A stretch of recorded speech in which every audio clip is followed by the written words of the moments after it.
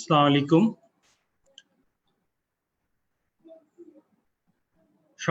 সবাইকে স্বাগত।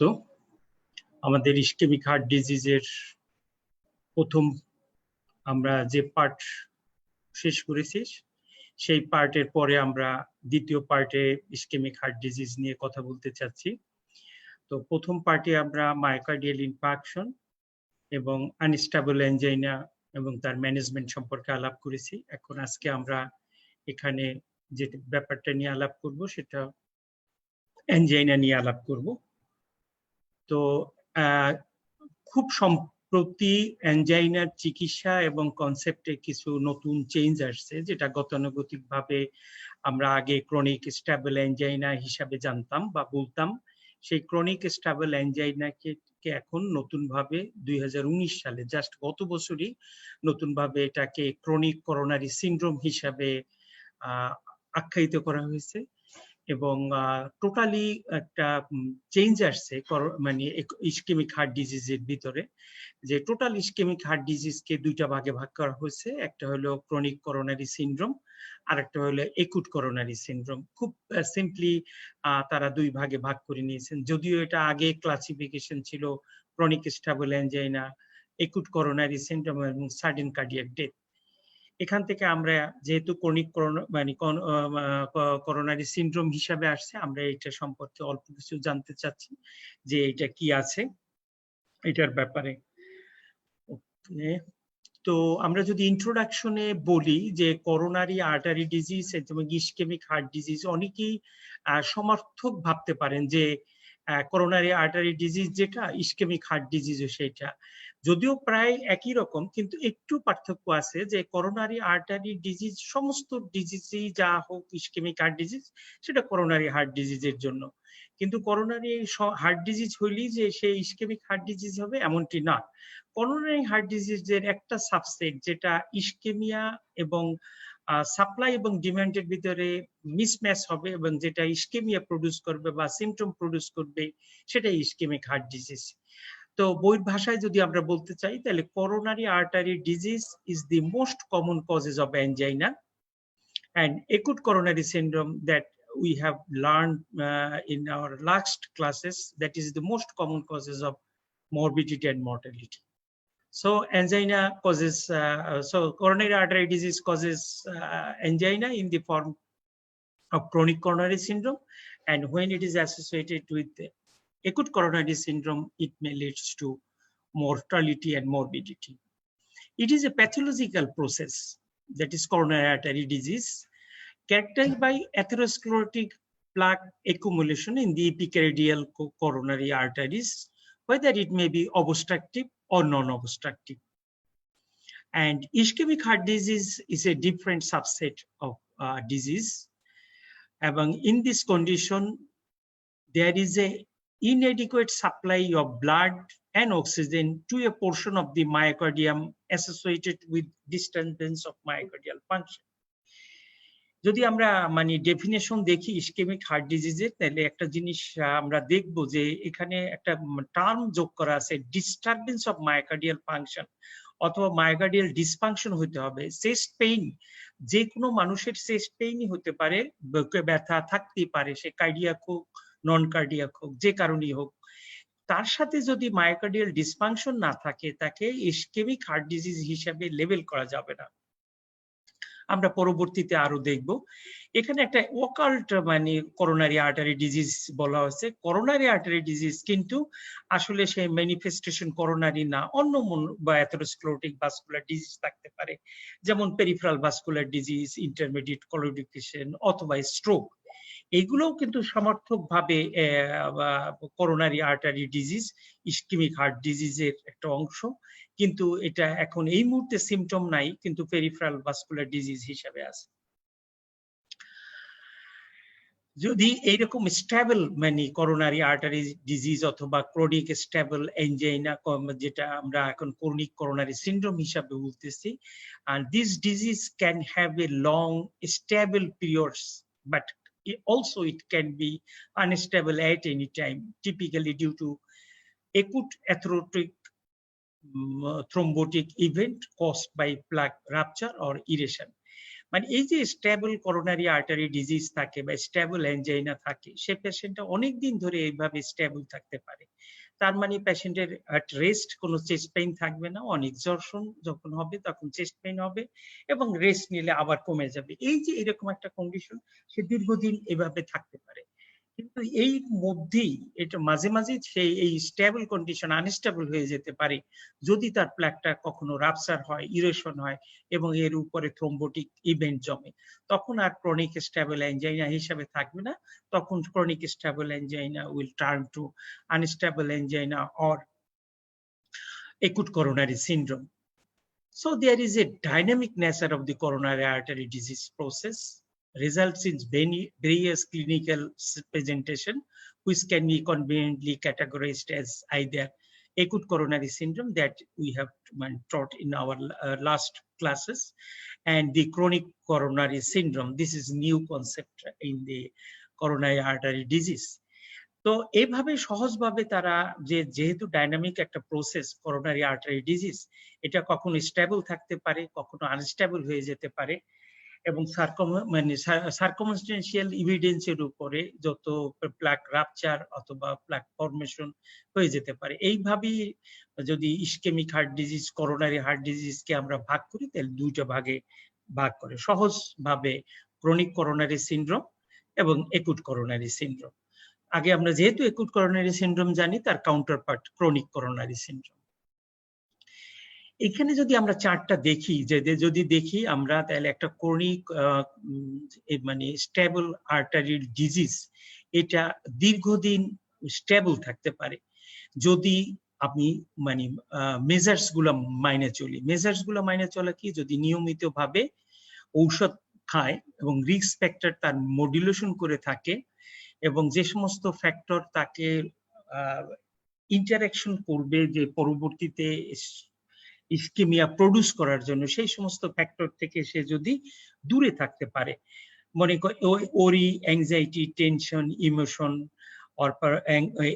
এই কন্ডিশন গুলো থেকে যদি অ্যাভয়েড করা যায় এবং নিয়মিত ঔষধ যদি খাওয়া যায়, তাহলে যে ক্রনিক স্টেবল অ্যাঞ্জাইনাল পেশেন্টটা অনেক দিন ভালো থাকে। যদি আমরা ঔষধ ছেড়ে দিই এবং নিয়ম কানুন গুলো যদি না মানি, তাহলে এটা যে কোনো মুহূর্তেই স্টেবল থেকে আনস্টেবল হয়ে যেতে পারে এবং এর উপর একটা প্লাক রাপচার হয়ে একুট করোনারি সিনড্রোম হিসেবে ডেভেলপ করতে পারে। তো মানে higher risk with insufficient control of risk factor, subsequent মানে suboptimum lifestyle modification and medical therapy, and large area risk for myocardial ischemia. So lifestyle, next medical management এবং exercise, এগুলো হলো মানে ইন্টিগ্রাল পার্ট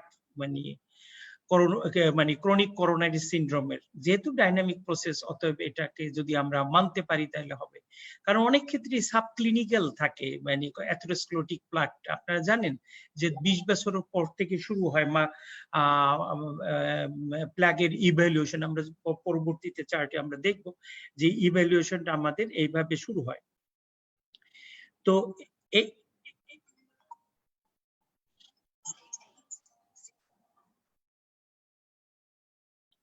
এইভাবে আমাদের প্লাগের রেপচারের এবং ইভ্যালুয়েশনের হিস্ট্রি থাকে। এখন যদি আমরা একটু ভাবে দেখি যে কিভাবে আমরা মানে করোনারি আর্টারি ডিজিজকে ডিফাইন করতে পারবো, আমরা মনে করি করোনারি আর্টারি ডিজিজ এভাবে আছে। সমস্ত পেশেন্ট যে coronary artery disease, mostly atherosclerotic coronary artery disease এটা থাকবে। এরকম একটা যদি থাকে, সবাইকে আমরা করোনারি আর্টারি ডিজিজ বলবো। এর ভিতরে একটা গ্রুপকে বলবো আমরা ইসকেমিক হার্ট ডিজিজ। সে কোন গ্রুপ? যে গ্রুপের মায়োকার্ডিয়াল অক্সিজেন সাপ্লাই এবং ডিমান্ডের মিসম্যাচড হবে। থার্ড যে গ্রুপটা থাকবে, সেই গ্রুপটা যেটা এই মিসম্যাচের পরে যে গ্রুপটা সিমটম প্রডিউস করবে, তার মানে এলভি মায়োকার্ডিয়াল ডিসফাংশন তৈরি করবে, সেই গ্রুপটা হলো অ্যানজাইনা পেক্টোরিস।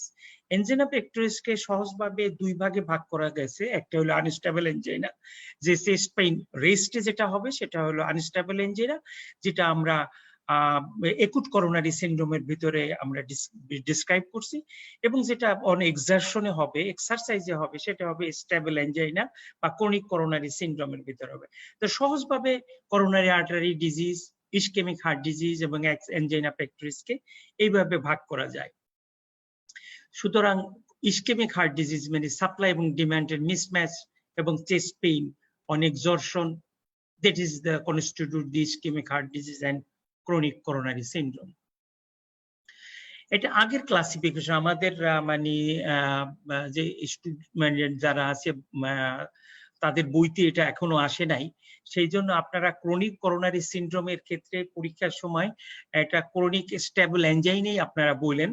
আর যারা এখানে পোস্ট গ্রাজুয়েট আছেন অথবা যারা মানে প্র্যাকটিস করেন, আমার ইন্টার্নিস্ট অথবা জিপি যারা আছেন, তাদের ক্লাসিফিকেশনের জন্য এটা ক্রনিক করোনারি সিনড্রোম, কিন্তু স্টুডেন্টদের জন্য এটা ক্রনিক স্টেবল অ্যানজাইনা হিসেবে থাকবে। কারণ আমাদের যে নতুন কনসেপ্ট সেটা আমাদের জানতে হবে, সেই জন্য আমরা এইভাবে ক্লাসিফিকেশনটা করে নিয়ে আসছি যে ক্রনিক করোনারি সিনড্রোম এবং একুট করোনারি সিনড্রোম এই দুইটাই এখন হলো ইসকেমিক হার্ট ডিজিজের ক্লাসিফিকেশন।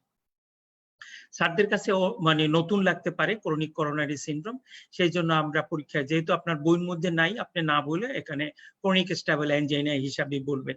এবং সাডেন কার্ডিয়াক ডেথ এটাও একটা মানে ইসকেমিক হার্ট ডিজিজের একটা প্রেজেন্টেশন, এবং এটা সাডেনলি কার্ডিয়াক কজের জন্য মৃত্যু হয় এবং এই ক্ষেত্রে জানা থাকে না যে তার আসলে হার্টের প্রিভিয়াসলি কোনো কারণ ছিল যেটা সেই কারণের জন্য সে তার মৃত্যু এত ত্বরান্বিত হইতে পারে, যেটা সিমটম অনসেট থেকে মাত্র 1 ঘন্টার মধ্যেই মারা যাবে। এটা সাডেন থাকবে বাট এটা ন্যাচারাল থাকবে। The sudden natural death due to cardiac cause within very few period of time from the symptom of onsets, probably within 1 hour. In a person in whom it appears normal that there is no disease that they may lead to its fatal condition. বাংলায় বললে এভাবে যে রোগীর symptom শুরু থেকে 1 ঘন্টার মধ্যে রোগীটা মারা যাবে এবং এই রোগীটার এটা একটা sudden death but natural cardiac কজের জন্যই, কিন্তু আগে থেকে জানা যাবে না যে তার কার্ডিয়াক কোনো ধরনের কজ ছিল, এটার জন্যই তার এইরকম কন্ডিশন ঘটতে পারে। এটাকে সাডেন কার্ডিয়াক ডেথ বলে। আর আনস্টেবল অ্যানজাইনা, নন এসটিএমআই, এসটিএমআই আমরা গত ক্লাসে 4টা ক্লাসে আমরা বিশদভাবে আলোচনা করছি। এখন আমরা ক্রনিক করোনারি সিনড্রোম সম্পর্কে কথা বলবো। এর যদি আমরা ইটিওলজি খুঁজি, তার মোস্ট অফ দি কেসেস মানে অ্যাথেরোমা মানে অ্যাথেরোস্ক্লেরোসিস এন্ড ইটস কমপ্লিকেশন, এটাই হলো মানে আসল কজ করোনারি আর্টারি ডিজিজের, প্রায় 90% বা তার উপরে। অকেশনালি অন্যান্য কজগুলোও থাকতে পারে, সেটা হলো অ্যাওর্টাইটিস, পলিআর্থ্রাইটিস এবং কানেকটিভ টিস্যু ডিসঅর্ডার। স্যাররা যারা পোস্ট গ্রাজুয়েট স্টুডেন্ট আছে তাদেরকে জিজ্ঞাসা করেন যে অ্যাথেরোস্ক্লেরোসিস ছাড়াও কি করোনারি আর্টারি ডিজিজ হতে পারে কিনা, কোন সিস্টেমিক ডিজিজে অথবা আর্টারাইটিসে হতে পারে কিনা, সে তার উত্তর হতেছে হ্যাঁ হতে পারে, রেয়ার কজ হলেও এটা হতে পারে, আপনাদের জানতে হবে। এবং যদি আমরা যারা পোস্ট গ্রাজুয়েট স্টুডেন্ট আছে তাদের জন্য এটা যে spectrum of stable ischaemic heart disease কিভাবে আমরা বর্ণনা করব, ক্রনিক করোনারি সিনড্রোম যেভাবে বর্ণনা করা হয়েছে সেটা হইতেছে the spectrum of stable ischaemic heart disease is broad and includes with chronic stable angina, asymptomatic angina, pure myocardial infarction, pure coronary revascularization, either PCI or CABG, and non-obstructive coronary artery atherosclerosis. তার মানে chronic obstructive অ্যানজাইনারই কতগুলো varieties আছে সেইগুলো এটার ভিতরে include করা হয়েছে। যেমন যে সমস্ত পেশেন্টের কোনো চেস্ট পেইন থাকবে না কিন্তু অ্যাসিম্পটোমেটিক থাকবে, সেই পেশেন্টটাকেও ক্রনিক স্টেবল অ্যানজাইনার ভিতরে ইনক্লুডেড করা। প্রিভিয়াস মায়োকার্ডিয়াল ইনফ্রাকশন থাকলে পেশেন্ট যদি স্টেবল থাকে সেটাও, এবং যদি তার সিএবিজি অথবা বাইপাস করা থাকে। অনেক পেশেন্টের মানে করোনারি আর্টারিতে লিশন অত সাফিসিয়েন্ট না, মানে 70% উপরে না, 50% নিচে থাকে, কিন্তু তারপরও তাদের চেস্ট পেইন থাকে। অনেক পেশেন্টের আছে আমরা যখন বলবো যে chest pain with normal coronary arteries, coronary আর্টারিতে কোনো লিশন নেই কিন্তু তারপর চেস্ট পেইন নেয়, সেই সমস্ত ক্ষেত্রে মাইক্রোভাস্কুলার ডিসফাংশন, এন্ডোথেলিয়াল ডিসফাংশন অথবা ইনফ্লামেশন কাজ করবে। আমরা নেক্সট যে স্লাইড গুলো দেখতেছি সেইগুলোর মধ্যে তাহলে দেখেন এটা একটা মানে বড় ধরনের একটা গ্রুপ, যার ভিতরে ক্রনিক স্টেবল অ্যাঞ্জাইনার সাথেও asymptomatic angina, previous MI, CABG অথবা নন অবস্ট্রাকটিভ করোনারি আর্টারি ডিজিজ থাকতে পারে। সো এইরকম একটা স্পেকট্রাম আমরা কিভাবে বর্ণনা করতে পারি? যদি আমরা মাঝখানের একটা মানে চিহ্নটা দেখি যে মায়োকার্ডিয়াল ইসকেমিয়াকে কে কে কন্ট্রিবিউট করতেছে, একটা আমরা মানে ক্রিটিক্যাল করোনারি আর্টারি স্টেনোসিস, যেটা আমরা জানি যে 90% ক্ষেত্রে করোনারি আর্টারির লিশনের জন্য মায়োকার্ডিয়াল ইসকেমিয়া হবে, ঠিক আছে, সে আছে। এর সাথে অন্য অন্য ফ্যাক্টর গুলোও কিন্তু তার কন্ট্রিবিউট করে, যেমন endothelial dysfunction, microvascular dysfunction, vasospasm, platelet and coagulation disorder, and ultimately inflammation. So এই যে কতগুলা কথা দিয়ে, it is a complex মানে condition in which there is a dynamic interaction of coronary artery lesion, that is critical coronary artery lesion, endothelial dysfunction, microvascular dysfunction, vasospasm, platelet aggregation, and inflammation. এই সবগুলো জিনিসে ultimately myocardial ইসকেমিয়াকে contribute করে। তো আমরা aetiology যদি এখান থেকেও দেখি, তাহলে আমরা ইটিওলজির সম্পর্কে আমরা একটা ধারণা করতে পারি। তো এই যে চেঞ্জটা, এটা 2019, যার মানে গত বছরের এটা মানে চেঞ্জটা আসছে, এবং ইউরোপিয়ান সোসাইটি অফ কার্ডিওলজির গাইডলাইনে তারা এইভাবে ক্রনিক করোনারি সিনড্রোমকে তারা বর্ণনা করছে। তারা বলছে যে ক্রনিক করোনারি সিনড্রোমের যদি রোগীর চেস্ট পেইন অথবা ডিসনিয়া, অথবা শুধু মানে চেস্ট পেইন এবং ডিসনিয়া দুটেই থাকতে পারে, অথবা চেস্ট পেইন অথবা ডিসনিয়া থাকতে পারে, এইরকম একটা রোগীর ক্লাসিফিকেশন তারা কিভাবে করছেন। এবং তারা মানে মেজর যে চেঞ্জটা আনছে, তারা বলছে যে এই গাইডলাইনকে আমরা ক্রনিক মানে স্টেবল করোনারি আর্টারির জায়গায়, আগে যেটা আমরা ক্রনিক স্টেবল অ্যাঞ্জাইনা বলতাম, তার জায়গায় তারা ক্রনিক করোনারি সিনড্রোমকে তারা মানে ব্যাখ্যা দিচ্ছেন বা বর্ণনা করছেন। আমি তাদের দুইটা লাইন আপনাদেরকে একটু পড়ে শোনাই। This guideline have revised to focus on chronic coronary syndrome instead of stable coronary artery disease.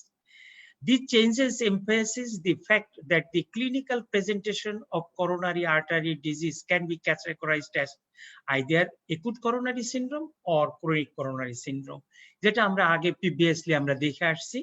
এবং এই যে ক্রনিক করোনারি সিনড্রোমকে তারা অনেকগুলো সিনারিও হিসাবে ভাগ করছে, যে সিনারিও গুলো আমরা আগের বারে বলছি, যে এটা ক্রনিক স্টেবল অ্যাঞ্জাইনা হতে পারে, এটা মানে asymptomatic angina, after MI, after revascularization, or non-obstructive coronary artery disease হতে পারে।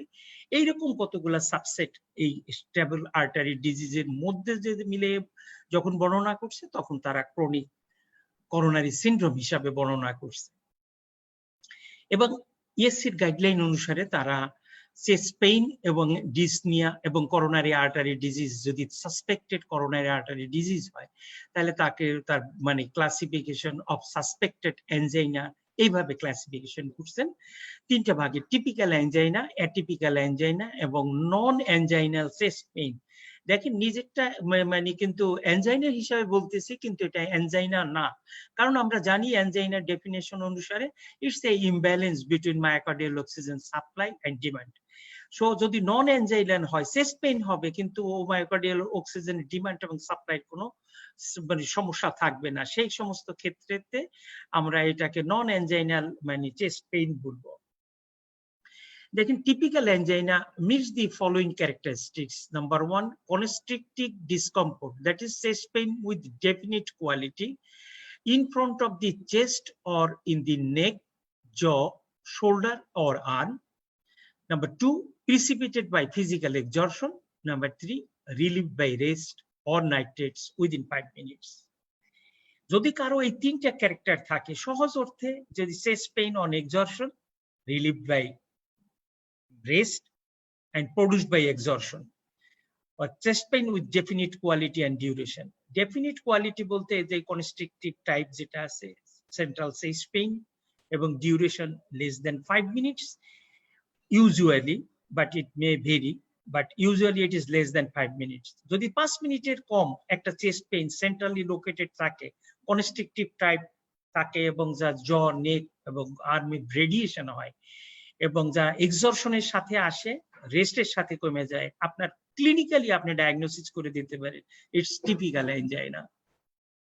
রুগী এসে আপনার কাছে এরকম বলবে যে স্যার আমি তো ভালোই থাকি, আমার আর তো কোনো সমস্যা থাকে না, কিন্তু যখন স্যার আমি হাঁটা শুরু করি তখন স্যার আমার বুকটা প্রথমে একটু ভার ভার শুরু হয়, পরে স্যার আমার বুকটা জাম হয়ে যায় এবং বুকের ভিতরে আমার একটা চাপা মনে হয় ৮০ মণ পাথর দিয়ে আমার বুকটা চাপে ধরছে এবং শ্বাস করতে আমার মাঝে মাঝে কষ্ট হয়, নিঃশ্বাস নিতে কষ্ট হয়, ফেলতেও কষ্ট হয়। এইরকম অবস্থায় কিন্তু যদি আমি হঠাৎ দাঁড়ায় যাই, আস্তে আস্তে আস্তে আস্তে করে আমার এই ব্যথাটা কমে যায়। দিস ইজ টিপিক্যাল মানে ডেসক্রিপশন যে এটা ক্রনিক স্টেবল এনজাইনা। আপনি একজন ক্লিনিক্যাল থার্ড ইয়ার স্টুডেন্ট হয়ে আপনি কনফিডেন্টলি আপনি ডায়াগনোসিস করতে পারবেন যে এটা টিপিক্যাল এনজাইনা, যদি এর সাথে আপনার ক্লিনিক্যাল লাইকলিহুডটা খুব বেশি ভাবে মিলে। ক্লিনিক্যাল লাইকলিহুড কি? এর সাথে যদি আপনার age, sex, multiple risk factor এবং previous history of coronary artery disease গুলো যদি মিলে তাহলে খুব সম্ভব। এইরকম একটা চেস্ট পেইনের বর্ণনা যদি একজন 20 বছরের মানে বালক দেয়, তার ক্ষেত্রে করোনারি আর্টারি ডিজিজ হওয়ার সম্ভাবনা থাকবে কিন্তু কম। কিন্তু এটা যদি 50 বছরের একজন বয়স্ক মানুষ দেয়, যার ফ্যামিলি হিস্ট্রি আছে, ডায়াবেটিস আছে, প্রেশার আছে, স্মোক করেন এবং তার কোলেস্টেরল বেশি আছে, মোটা মানুষ, তার হওয়ার সম্ভাবনা একেবারে শতভাগ বলতে পারেন। তো এই যে আপনার রিস্ক স্ট্র্যাটিফিকেশনটা যে কার কোন ডিজিজ হবে সেটা কিন্তু নির্ভর করবে তার পারিপার্শ্বিক অবস্থার উপরে। এই জন্য কার্ডিওভাস্কুলার সিস্টেমে মানে একটা সিক্রেট হতেছে যে রিস্ক ফ্যাক্টর অ্যানালাইসিস এবং symptoms should be analysed in the context of age, sex and risk factor. আপনি তার বয়স, তার সেক্স এবং তার রিস্ক ফ্যাক্টরের তুলনায় তার হিস্ট্রিটাকে আপনি অ্যানালাইসিস করেন, তখনই আপনার কাছে ধরা পড়বে যে এ আসলে করোনারি আর্টারি ডিজিজ হওয়ার সম্ভাবনা কতটুকু। অ্যাটিপিক্যাল অ্যানজাইনা কি হবে? এটা দুইটা ক্যারেক্টার থাকবে। তখন মনে করেন আপনার যে কোনো তিনটা না থেকে দুইটা থাকলো, তখন এটাকে আপনি অ্যাটিপিক্যাল অ্যানজাইনা হিসাবে বলবেন। আর নন অ্যানজাইনাল চেস্ট পেইন যেটা আছে সেটা একটা ক্রাইটেরিয়া থাকবে অথবা কোনো ধরনের ক্রাইটেরিয়া থাকলো না। এরকম যদি থাকে তাকে আমরা নন অ্যানজাইনাল চেস্ট পেইন হিসেবে ধরবো। অনেক সময় দেখবেন যে কার্ডিওলজি ওয়ার্ডে এক পেশেন্ট ভর্তি হয়, আমরা বলি যে নন স্পেসিফিক চেস্ট পেইন, আমরা আসলে আইডেন্টিফাই করতে পারি নাই যে তার কার্ডিওভাস্কুলার রিলেটেড কিনা বা করোনারি আর্টারি ডিজিজের সম্পৃক্ততা আছে কি নাই। এবং করোনারি আর্টারি ডিজিজের যে অ্যানজাইনাল পেইন যেটা আসে তার ক্লাসিফিকেশন কানাডিয়ান কার্ডিওভাস্কুলার সোসাইটির ক্লাসিফিকেশনে গ্রেডিং আছে এভাবে 1, 2, 3, 4। যে আন্ডার গ্রাজুয়েট স্টুডেন্টদের জন্য খুব বেশি মানে দরকার হয় না, কিন্তু পোস্ট গ্রাজুয়েট স্টুডেন্টদের জন্য অবশ্যই দরকার হয়। পোস্ট গ্রাজুয়েট স্টুডেন্টদের এটা স্যাররা হরহামেশাই জিজ্ঞাসা করে। ক্লাস 1 মানে angina only with severe strenuous exercise, and class 4 angina at rest। কোনো কিছু করা ছাড়াই যদি হয় angina তাহলে 4, আর যদি severe strenuous exercise করেন তাহলে angina 1। 2 আসবে angina with moderate exertion, যদি moderate exertion করেন সেক্ষেত্রে আসবে। আর ক্লাস 3 হলে angina with mild exertion, mild exertion করলেই আপনার অ্যানজাইনা আসবে। আর ক্লাস 4 হলো কোনো কিছু করার দরকার নাই, এমনি আপনার অ্যানজাইনা আসবে। তো 1 এবং 4 ডিফারেন্স মানে খুবই সহজ, যে রেস্টে থাকবে ওটা ভিগোরাস এক্সারসাইজে হবে, কিন্তু 2 এবং 3 এর মধ্যে অনেক ক্ষেত্রে পার্থক্য করা খুব কঠিন হয়। সেই ক্ষেত্রে পার্থক্য করার জন্য খুব সহজভাবে 3 কে মনে করবেন যদি হাউস হোল্ড অ্যাক্টিভিটিস এর মধ্যে তার অ্যানজাইনা আসে তাহলে সেটা 3। হাউসহোল্ড অ্যাক্টিভিটিস কি আছে? আপনার আগে গত ক্লাসেও বলছিলাম যে তার মানে মনে করেন যে bathroom, toilet, combing, dressing, making beds, এই সমস্ত গুলো করতে যে হাউসহোল্ড, টুথ ব্রাশ অথবা ওয়াশ, এই সমস্ত করতে যে যদি তার সমস্যা হয়, নিত্য নৈমিত্তিক দৈনন্দিন গৃহস্থলী কর্মের জন্য, যদি বাংলায় বলি নিত্য নৈমিত্তিক গৃহস্থলী কর্মকাণ্ড করার সময় যদি কোনো মানে রোগীর ব্যথা অনুভব করেন তাহলে সেটা ক্লাস 3। নিত্য নৈমিত্তিক কার্যকলাপের জন্য যদি না হয় তাহলে ক্লাস 2। আর যদি সিভিয়ার এক্সারশনে হয় তাহলে ক্লাস 1। এটা মানে আমরা যে কথাটা আপনাকে এর আগে বলছিলাম যে আমার আসলে চেস্ট পেইন হইলেই আমার মানে এটা মানে হার্টের অসুখ কিনা তার কতগুলা মানে প্যারামিটার এইভাবে তৈরি করা আছে। আপনি যদি আপনার সিমটমটাকে টিপিক্যাল ধরেন এবং তারপরে যদি আপনি বয়সের সাথে তুলনা করেন তাহলে দেখবেন যে অনলি আপনার 40 বছর হইলে টিপিক্যাল সিমটম থাকলেও আপনার মানে এই ইসের মানে প্রি-টেস্ট প্রবাবিলিটি মাত্র 3% এর মতো। কিন্তু এটা যদি টিপিক্যাল হয় এবং এটা বয়স বাড়তে থাকে, দেখেন আস্তে আস্তে এর প্রি-টেস্ট প্রবাবিলিটি বাড়তে থাকে। শুধুমাত্র বয়সের ক্ষেত্রেই এটা 3% থেকে 52% পর্যন্ত আপনার মানে প্রি-টেস্ট প্রবাবিলিটিতে চলে যাবে। এইরকম ভাবে যদি নন এনজাইনাল অথবা অ্যাটিপিক্যাল হয় তাহলে শুধু এইজ দিয়ে এটা বাড়তে পারে। এবং যদি ডিসনিয়ার একইভাবে আপনি ক্যাটাগরি করেন, এই পাশেটা টিপিক্যাল, অ্যাটিপিক্যাল, নন এনজিনাল, এটা চেস্ট পেইন দিয়ে ক্যাটাগরিজ করছে। আর এবারে ডিসনিয়া দিয়ে হলো আপনার ডিসনিয়া যদি থাকে 40 বছরের রোগীর এরকম থাকবে 0 এবং এটা 70 বছরের হলে এটা থাকবে 32% এর মতো। এটা একটা rough estimation European society of কার্ডিওলজির দেওয়া। এইরকম যে আপনি প্রি টেস্ট বা রোগীর আমি সিমটম দেখলাম, সিমটম দেখার পরে আমি তার প্রি-টেস্ট প্রবাবিলিটি করলাম যে তার হওয়ার সম্ভাবনা কতটুকু বয়সের তুলনায়। এরপরে তার মাল্টিপল রিস্ক ফ্যাক্টর গুলো আমি করলাম, অনুসন্ধান করলাম এবং তার হলো মানে যদি কিছু ইনভেস্টিগেশন থাকে সেই ইনভেস্টিগেশন গুলো আমি দেখলাম। Based on sex, age and nature of symptoms আমরা যে তার মানে করোনারি আর্টারি ডিজিজ হইতে পারে কি হইতে পারে না এটা দুইটা ভাগ করে দিলাম। ডিক্রিজ লাইকলিহুড বলি নাই যে একদম হবে না, যদি এটা নর্মাল ইসিজি থাকে এবং যদি করোনারি এনজিওগ্রামের সিটি এনজিওগ্রাম নর্মাল থাকে, ক্যালসিয়াম স্কোর যদি 0 থাকে তাহলে ডিক্রিজ লাইকলিহুড এটা হওয়ার সম্ভাবনা কম। এটাই মানে ইনক্রিজ লাইকলিহুড বা হওয়ার সম্ভাবনা এরকম চেস্ট পেইন থাকার সত্ত্বেও যদি তার মাল্টিপল রিস্ক ফ্যাক্টর থাকে, যেটা আমরা আগের বারে বলছি, diabetes, hypertension, smoking, family history, এইগুলো যদি থাকে, ডিসলিপিডিমিয়া, তাহলে যে এই রোগীর সিমটমটার সাথে যদি রিস্ক ফ্যাক্টর থাকে তার হওয়ার সম্ভাবনা বাড়ে। রেস্টিং ইসিজিতে যদি এসটিটি চেঞ্জ থাকে, এলবি ডিসফাংশন যদি থাকে, আমি ইকোকার্ডিওগ্রাম করে দেখলাম যে এলবি ডিসফাংশন আছে, অথবা ইটিটি তে অ্যাবনরমাল ইটিটি আছে এবং করোনারি এনজিওগ্রাম যদি করি তার অ্যাবনরমাল ক্যালসিয়াম স্কোরিং আছে।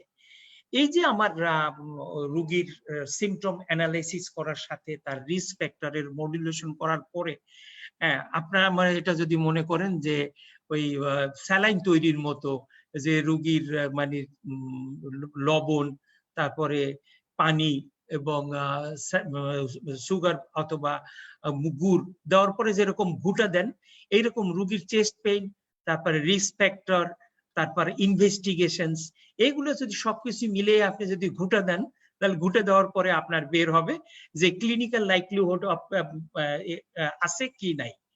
যদি মনে করি যে আমার ক্লিনিক্যালি লাইকলিহুড আমার করোনারি আর্টারি ডিজিজ হওয়ার সম্ভাবনা আছে, তাহলে আমার মানে পরবর্তী স্টেপ কি হবে, আর যদি না থাকে তাহলে কি হবে। এখন আমি যদি মনে করি যে এই রোগীর মানে নন ইনভেসিভ আমি টেস্ট করব, তাহলে আমি তার সিটি এনজিওগ্রাম করতে পারি, তার আমি ইনভেসিভ এনজিওগ্রাম করতে পারি, অথবা তার আমি এক্সারসাইজ টলারেন্স টেস্ট আমি করতে পারি। কোনটা আমি কখন করব, কোন পেশেন্টের জন্য? সব পেশেন্টের জন্যই সব টেস্ট না। এখন সব জায়গায় প্রায় সিটি এনজিওগ্রাম 120 স্লাইসের উপরে যাদের সিটি এনজিওগ্রাম আছে, সে সমস্ত সিটি এনজিওগ্রাম খুব ক্লিয়ার ইমেজ দিতে পারে করোনারি এনজিওগ্রামের জন্য। ইনভেসিভ এনজিওগ্রাম এড়ানো যায়, কিন্তু খেয়াল রাখতে হবে শুধুমাত্র ওই সমস্ত রোগীকেই আপনি সিটি এনজিওগ্রাম করার কথা বলবেন যে সমস্ত রোগীর এনজিওগ্রাম নর্মাল হওয়ার সম্ভাবনা থাকবে বেশি। অ্যাটিপিক্যাল সিমটম থাকবে কিন্তু আপনার প্রবাবিলিটিতে আপনার থাকবে না। আর মানে এনজিওগ্রাম হওয়ার মানে young patient, female patient, atypical chest pain এইরকম অবস্থায় থাকে, তার করোনারি আর্টারির কোনো আগে ইতিহাস নাই, মাল্টিপল রিস্ক ফ্যাক্টর নাই, এইরকম একটা ক্ষেত্রে আপনি তার সিটি এনজিওগ্রাম করবেন। একটা কন্ট্রাইন্ডিকেশন সিটি এনজিওগ্রামের, সেটা হইতেছে তার কিডনি ফাংশন ভালো থাকতে হবে, খারাপ থাকলে করা যাবে না, যেহেতু ডাই দিতে হয়। আরেকটা হলো তার এস্টাবলিশড করোনারি আর্টারি ডিজিজ থাকতে পারবে না। যদি তার প্রিভিয়াসলি এমআই, আনস্টেবল এনজাইনা বা এসিএস থাকে, সেই সমস্ত রোগীকে আপনি কিন্তু সিটি এনজিওগ্রাম করতে যাবেন না, কারণ সেই সমস্ত রোগীর সিটি এনজিওগ্রাম করলে ইন্টারপ্রিটেশন আসবে না। আপনি করব সেই সমস্ত পেশেন্টের সিটি এনজিওগ্রাম, তার এনজিওগ্রাম হওয়ার সম্ভাবনা নরমাল থাকবে। তো অতএব লো এবং intermediate likelihood of coronary artery disease যদি থাকে, সেই ক্ষেত্রে আমি সিটি এনজিওগ্রাম করব। কিন্তু করার আগে আমার খেয়াল করতে হবে আমার লোকাল এক্সপার্টিস এই ক্ষেত্রে আমার ঠিক মতন আছে কিনা, আমি এটা এখানে করতে পারবো কিনা, আমার মেশিন গুড কোয়ালিটি ইমেজ দিতেছে কিনা, এই জিনিস দুইটা আপনার মাথায় রাখতে হবে, এবং লোকালি অ্যাভেলেবেল কিনা। আর আপনি সরাসরি এনজিওগ্রামে যেতে পারেন। সেই ক্ষেত্রে কখন আপনি সরাসরি এনজিওগ্রামে যাবেন, যদি আপনি দেখেন যে আমি আগে একটা ইটিটি করে রাখছিলাম, এক্সারসাইজ টলারেন্স টেস্ট, সেই এক্সারসাইজ টলারেন্স টেস্ট ইটিটি খুব আর্লি স্টেজ 1 পজিটিভ চলে আসছে, তাহলে আপনি এনজিওগ্রামে যাবেন। অথবা আপনি কোনো ক্রমেই রোগীর সিমটম অপটিমাম মেডিকেল ম্যানেজমেন্ট দেওয়ার পরও কন্ট্রোল হচ্ছে না, তখন আপনি এনজিওগ্রামের দিকে যাবেন। অথবা যদি আপনি দেখেন রোগীর মানে এলবি ডিসফাংশন আছে, এই ইকোকার্ডিওগ্রাম করে দেখলেন তার ইজেকশন ফাংশন 40% বা তার নিচে আছে, সেই সমস্ত ক্ষেত্রে আপনি তাকে ডাইরেক্ট এনজিওগ্রামের দিকে যাবেন। এবং এনজিওগ্রামে যদি আপনার করোনারি আর্টারি লেশন মানে সিগনিফিকেন্ট থাকে, তার পরবর্তী চিকিৎসা আইদার পিসিআই মানে রিং লাগানো অথবা বাইপাস করা, যে এনজিওগ্রামের অপশন 3টেই থাকে। এবং এখানে যদি non obstructive coronary artery disease অথবা নরমাল করোনারি আর্টারি ডিজিজ থাকে, তাহলে optimum medical management and reassurance and optimum control of risk factor, এগুলোই থাকবে। তো মোটামুটি ভাবে আমরা এইভাবে মানে চিকিৎসা করতে পারবো। সেক্ষেত্রে আমাদের অপশন মানে ইনভেসিভ এনজিওগ্রাম, আমরা সহজভাবে যদি মনে করি, তাহলে অপটিমাম মেডিকেল ম্যানেজমেন্ট যখন আমার ফেল করবে, ইটিটি যখন আমার পজিটিভ থাকবে লো লেভেলে, এবং আমার হাই লাইকলিহুড হবে যখন করোনারি আর্টারি ডিজিজ হওয়ার, সেই ক্ষেত্রে আমরা ইনভেসিভ এনজিওগ্রাম করব। আর যেখানে আমার লো অথবা ইন্টারমিডিয়েট রিস্ক থাকবে, যে নরমাল হতে পারে আমার সিটি এনজিওগ্রাম, সেখানে করব। কারণ সিটি এনজিওগ্রামের মানে নেগেটিভ প্রেডিক্টিভ ভ্যালু 100%। যদি একবার সিটি এনজিওগ্রাম বলে যে নরমাল আছে, তাহলে এটা 100% নরমাল। কিন্তু যদি একবার বলে যা এখানে প্ল্যাক আছে, ই আছে, মানে লিশন আছে, ক্যালসিয়াম স্কোরিং আছে, তাহলে কতটুকু লিশন আছে এটা মানে একুরেটলি ডিফাইন করতে পারে না। এই যে কনসেপ্টটা, এটা মানে ইএসসি নতুন ভাবে তারা একটা অ্যালগরিদম দিয়ে দিছে, যে ক্রনিক স্টেবল অ্যানজাইনার পেশেন্ট, ক্রনিক করোনারি সিনড্রোমের পেশেন্টকে আপনি কিভাবে রিস্ক স্ট্রাটিফিকেশন করে ক্যাটাগরাইজ করে কার জন্য কি ধরনের পরীক্ষা আপনি অ্যাডভাইস করবেন। সব রোগীর জন্য এনজিওগ্রাম না, সব রোগীর জন্য ইটিটি না, সব রোগীর জন্য সিটি না। আমরা আগেবারে বলছিলাম যে ইটিওলজি, আমরা মানে বলছি যে অ্যাওরটাইটিস এবং অ্যাথেরোমার কমপ্লিকেশন এটাই বেশি। ইটিওলজিতে আপনি এরকম যদি দেখেন, অ্যাথেরোমা মানে 90% ক্ষেত্রে অ্যাথেরোমা থাকবে, এবং সেটা মানে আদার কজেসও থাকতে পারে। যে কোনো ফর্মের মানে হার্ট ডিজিজ যদি থাকে, congenital, valvular, hypertensive, cardiomyopathy, vasculitis, অথবা অ্যানিমিয়া, থাইরয়েড, এই ক্ষেত্রেও হতে পারে। সেক্ষেত্রে অক্সিজেন ক্যারিং ক্যাপাসিটি কমবে, থাইরয়েডের অক্সিজেন ডিমান্ড কার্ডিয়াক ডিমান্ড বাড়বে, ভাস্কুলাইটিস এর ভিতরে ইনফ্লামেশন তৈরি করে সেক্ষেত্রে প্লেটিলেট এগ্রিগেশন করতে পারবে, কার্ডিওমায়োপ্যাথিতে হার্ট ডাইলেট হয়ে যাবে এবং সেখানে হার্টের অক্সিজেন ক্যারিং ক্যাপাসিটি কম থাকবে। এই সমস্ত ক্ষেত্রে হাইপারটেনশনে লেফট ভেন্ট্রিকুলার হাইপারট্রফি থাকবে এবং রিলেটিভলি ইসকিমিয়া থাকবে। যে পরিমাণ হাইপারট্রফি থাকবে, ততটুকু পরিমাণে তার সাপ্লাই আসবে না। তো আমরা যদি প্যাথোজেনেসিস দেখি, তো প্যাথোজেনেসিসে আমরা আগে বলছি এটা একটা প্রোগ্রেসিভ অ্যাথেরোস্ক্লেরোটিক ডিসঅর্ডার, এবং এটা inflammatory disorder. Atherosclerosis is a progressive inflammatory disorder. আমাদের সবার 4th ইয়ারের যে নলেজ আছে সেটা থেকে আমরা জানতে পারি, of the artery wall that is characterized by focal lipid rich deposits of atheroma that remains clinically silent until they become large enough to impair the tissue perfusion, or until ulceration or disruption of these result in thrombotic occlusion and distal embolization of the vessels. এটা যতক্ষণ পর্যন্ত খুব বড় না হবে, মানে 70% বেশি যদি লুমেন্ট অবস্ট্রাক্ট না করতে পারে, তাহলে সাধারণত সে সিমটম প্রডিউস করে না অনেক দর্শনে। আর এইটাই মানে ক্রনিক স্টেবল অ্যাঞ্জাইনা। আর যদি এটা রাপচার হয় এবং প্ল্যাক জমে এবং এটার পরে অ্যাথেরোমাস প্লাকও জমে, তাহলে সেটাই হইতেছে অ্যাকুট করোনারি সিনড্রোম। সেই জন্য এর প্যাথোজেনেসিস, ইটিওলজি এর থেকে একই রকম। এটা আমরা যদি একটা মানে অ্যাথেরোস্ক্লেরোটিক প্লাকের যদি আমরা ইভ্যালুয়েশন চিন্তা করি, যে ক্লিনিক্যালি সাইলেন্ট থাকবে কতক্ষণ পর্যন্ত, এটা মানে ফার্স্ট ডিকেড থেকে শুরু হয় এবং ফোর্থ ডিকেড পর্যন্ত এটা চলতে থাকে। এটা একটা প্রোগ্রেসিভ আর্টারিয়াল ইনফ্লামেশনের মতো।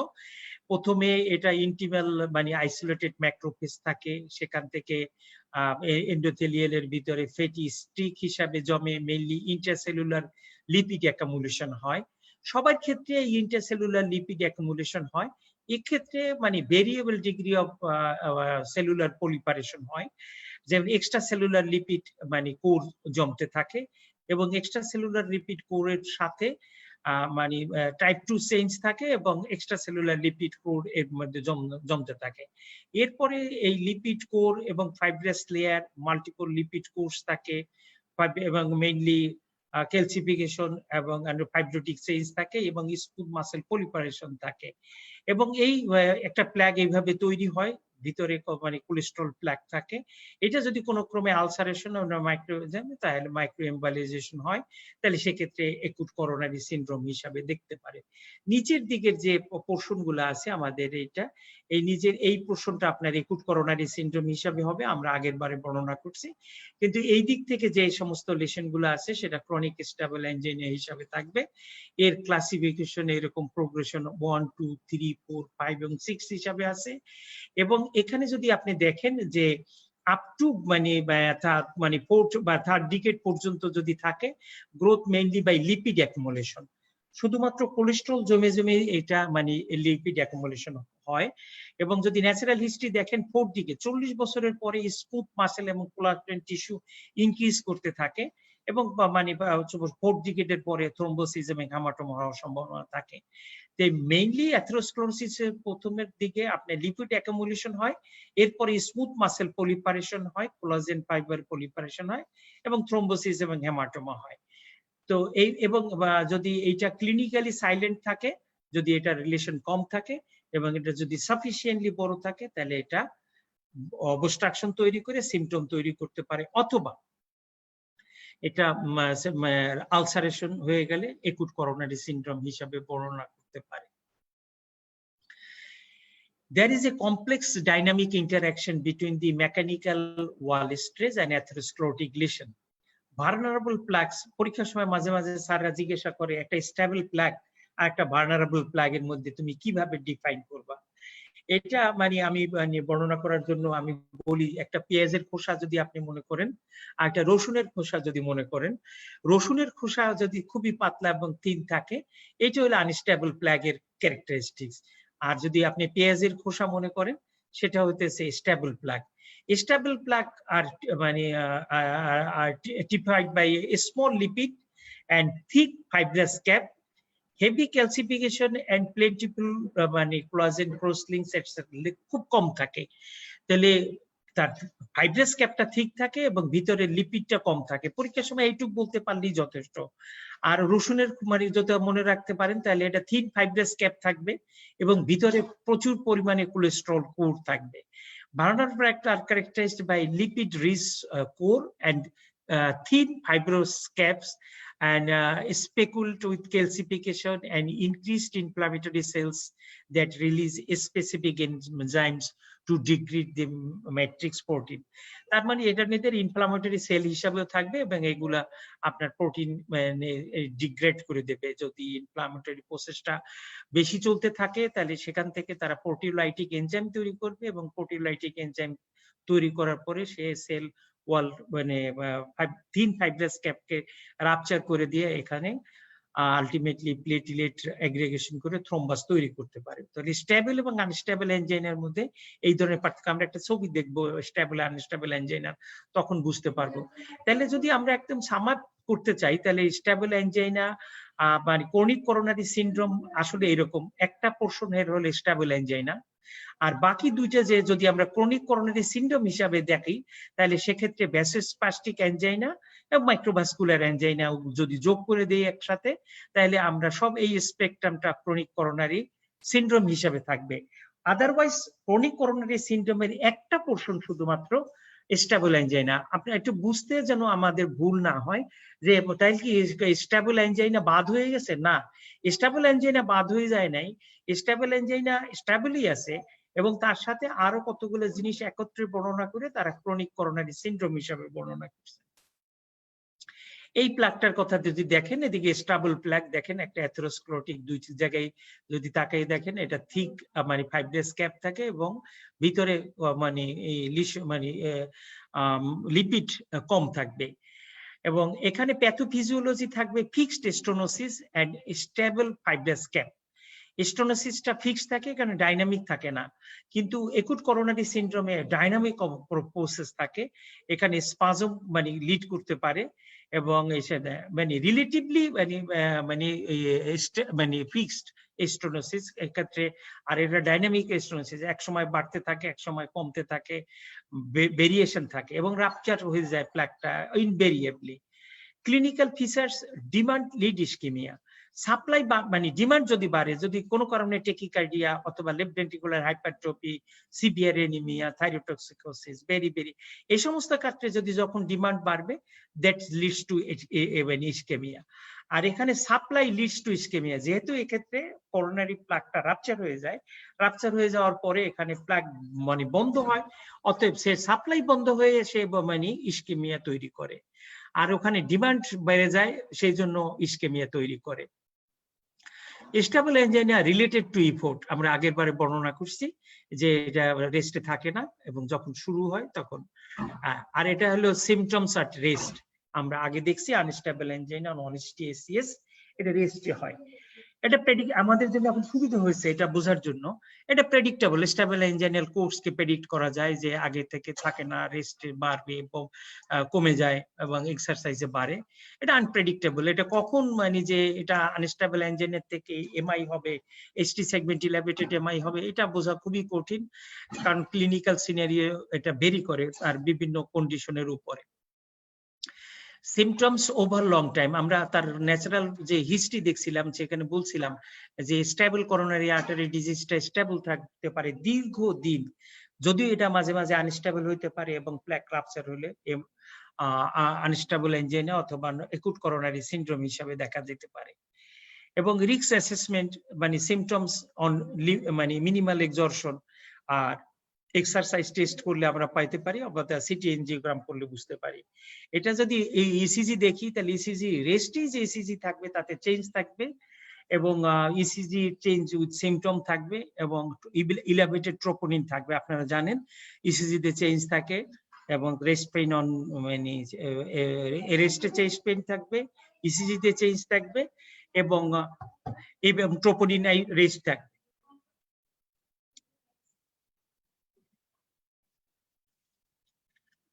এবং এই সমস্ত মানে কারণ যেগুলো আছে, যেগুলো ডিমান্ড এবং বাড়তে থাকে, অক্সিজেন সাপ্লাই এবং ডিমান্ড বাড়ে, সেই সমস্ত কন্ডিশন গুলাকে আমরা যদি এভাবে ডিফাইন করি, তাহলে যে কার্ডিয়াক অক্সিজেন ডিমান্ড বাড়বে, যে হার্ট রেট যে কোনো কারণে মানে যদি মানে বাড়ে, ব্লাড প্রেশার যদি বাড়ে, myocardial contractility, left ventricular hypertrophy এবং ভালভুলার হার্ট ডিজিজ, এই সমস্ত কারণ যদি হয় তাহলে কার্ডিয়াক ওয়ার্কলোড বাড়ে। কার্ডিয়াক ওয়ার্কলোড বাড়লে সেই ক্ষেত্রে তার মানে অক্সিজেন ডিমান্ড বাড়বে এবং অক্সিজেন সাপ্লাই, আমরা জানি যে অক্সিজেন সাপ্লাই একটা কারণ বলছি আমরা, করোনারি আর্টারিতে আমরা যদি প্লাগ দিয়ে আমরা রাপচার করে দিই। এছাড়াও যদি ডিউরেশন অফ দি ডায়াস্ট্রল যদি কমতে থাকে, অ্যাজ ইন টেকিকার্ডিয়া, আগের বারে যেভাবে মানে হার্ট রেট বাড়তে থাকলে তারপর ডায়াস্ট্রল যদি মানে কমতে থাকে, তাহলে সেই ক্ষেত্রে অক্সিজেন সাপ্লাইও কমতে থাকবে। করোনারি পারফিউশন প্রেশার যদি হাইপোটেনশন হয়ে যায়, হাইপোটেনশন হয়ে গেলে মানে আপনারা জানেন যে ডায়াস্টোলিক মানে প্রেশারটা হলো মায়োকার্ডিয়াল পারফিউশন প্রেশার মেইনটেইন করে। অতএব যদি কোনো ক্ষেত্রে ডায়াস্টোলিক প্রেশার কমে যায় সেই ক্ষেত্রে তার করোনারি পারফিউশন কমে যেতে পারে। ভ্যাসোমোটর টোনের উপরে এবং অক্সিজেন হেমোগ্লোবিন কন্টেন্ট এবং অক্সিজেন স্যাচুরেশনের উপর নির্ভর করে। এই ক্ষেত্রে এনিমিয়া যদি থাকে সেই ক্ষেত্রে এনিমিয়া ও হেমোগ্লোবিন মানে ক্যারিং ক্যাপাসিটি কম থাকবে। এই সমস্ত কন্ডিশন গুলো দেখেন, এগুলো করোনারি আর্টারির ডিজিজ ছাড়াও এই সমস্ত ফ্যাক্টর যেটা ইনফ্লুয়েন্স করতে পারে myocardial oxygen supply and demand. আপনারা যদি খেয়াল করে দেখেন যে টাইপ 2 এমআই যখন আমরা বলছিলাম যে করোনারি আর্টারি নরমাল থাকবে, কিন্তু সেকেন্ডারি কতগুলো কারণের জন্য তার সাপ্লাই এবং ডিমান্ডের মিসম্যাচ হবে। এইটা যে ইস্কিমিয়ার লেভেল পর্যন্ত থাকলে এটা মানে স্টেবল এনজাইনা, আর যদি ইস্কিমিয়ার লেভেলের বাইরে চলে যায় তাহলে সে মানে ইনফ্যাক্ট হয়ে যায়, তাহলে তখন এটা টাইপ 2 এমআই হবে।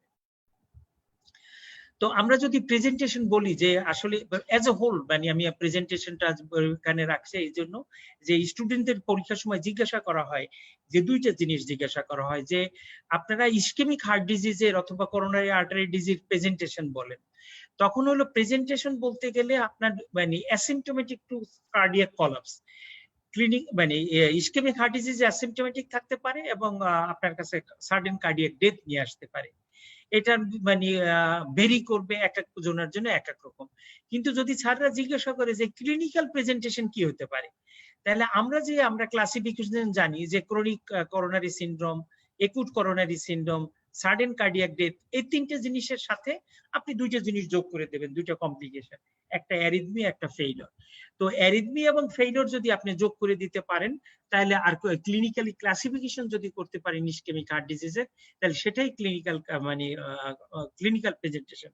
আপনার মানে ডেভিডসনে কিন্তু এইভাবে দেওয়া আছে stable angina, unstable angina, myocardial infarction, heart failure, arrhythmia এবং sudden cardiac death, sudden death.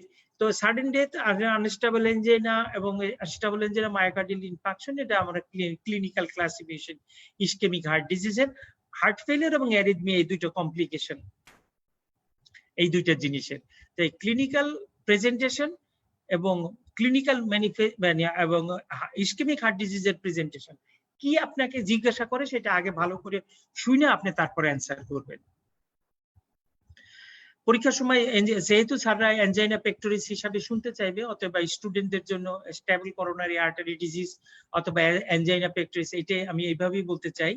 Angina pectoris is defined as a chest pain or discomfort of cardiac origin that usually results from temporary imbalance between myocardial oxygen supply and demand. আমরা আগে বর্ণনা করছি। It can occur with exhaustion, that is it is a chronic coronary syndrome, or it may spontaneously at rest, মানে acute coronary syndrome. The quality of chest pain that has already been described, that is tightness, pressure-ness, only they have described only constrictive, but there are other terms also. These are tightness, pressure like, burning, heaviness, aching, strangulation, and compression like. These are the descriptive term that includes the chest pain of cardiac origin. Angina পেক্টোরিসের যদি এইরকম ভাবে দেখলেন লোকটা মানে কুজু হয়ে ধরে আছে, এরকম বুকের ব্যথা এইরকম ভাবেই থাকে, একটাই মাত্র সাইন, এটাকে ল্যাভাইন সাইন বলে, আর কোনো মানে এনজাইনার সাইন নাই, সিমটম থাকবে। এবং ব্রাউনল্ট কিভাবে বর্ণনা করছে এনজাইনাকে, it is usually precipitated by exertion and is associated with disturbance of myocardial function. এইটা যদি মায়োকার্ডিয়াল ফাংশনের ডিস্টারবেন্স না থাকে তাহলে এই চেস্ট পেইনের সাথে এটাকে এনজাইনা বলা যাবে না। এবং এটা মানে যদি বেসিক মেকানিজম মানে আপনার মানে আন্ডার গ্রাজুয়েটদের জন্য অতটা লাগবে না, আপনারা শুধু বলবেন যে অক্সিজেন সাপ্লাই যে কোনো ভাবে টিস্যু লেভেলে কম হয়, অতএব টিস্যু লেভেলে যে অক্সিজেন সাপ্লাই কম হয় তখন আলটিমেটলি ডায়াস্টোলিক রিল্যাক্সেশন ইম্পেয়ারমেন্ট হয় এবং পেশেন্ট ডায়াস্টোলে ইম্পেয়ার্ড থাকে এবং এইভাবে ইসকেমিয়া তৈরি হয়। আর যারা মানে পোস্ট গ্রাজুয়েট আছেন তারা এইভাবে আপনি বলবেন যে কোনো কারণে অক্সিজেন সাপ্লাই এবং ডিমান্ডের মধ্যে মিসম্যাচ থাকবে, সেই মিসম্যাচের পরে ইসকেমিয়া হবে। ইসকেমিয়া কি করবে, আপনি একটু মলিকুলার মেকানিজম যদি দেখেন, ইসকেমিয়া যেটা করবে সেটা হতেছে ক্যালসিয়াম মানে ওভারলোড করবে এবং তার আগে লেট সোডিয়াম ওভারলোড করবে। সোডিয়াম ওভারলোড হবে এবং একই সাথে সোডিয়াম ক্যালসিয়াম এক্সচেঞ্জের মাধ্যমে সোডিয়াম ওভারলোডের সাথে ক্যালসিয়াম ওভারলোড থাকে, যাতে ক্যালসিয়াম ওভারলোড থাকলে সেলটা আলটিমেটলি ডায়াস্টোলিক রিল্যাক্সেশন অ্যাবনর্মালিটি ভুগতে থাকে। যখনই সে ডায়াস্টোলিক রিল্যাক্সেশন অ্যাবনর্মালিটিতে ভুগে তখন তার দুইটা ইভেন্ট ঘটে, একটা হলো ডায়াস্টোলিক ওয়াল টেনশন বাড়ে, 2 নম্বরে হলো ডায়াস্টোলিক ওয়াল টেনশন অ্যাগেন সে মাইক্রোভাস্কুলার ফ্লোকে সে কমিয়ে দেয়। তো একটা ভিসিয়াস সাইকেল আলটিমেটলি তৈরি হয়। বিসিএস সাইকেল যে তৈরি হয় এটা হলো, এটা মানে আমার পোস্ট গ্রাজুয়েট স্টুডেন্টদের জন্য আমার মানে বর্ণনা করা, অথবা ইন্টারনিট যারা আছেন তাদের জন্য বর্ণনা করা। এইখানে একটা মলিকুলার মেকানিজমের ভিতরে আমরা বলতেছি ischaemia that leads increase late sodium overload, ultimately it causes calcium overload that leads to diastolic relaxation, failure and coronary compression that ultimately leads to ischemia.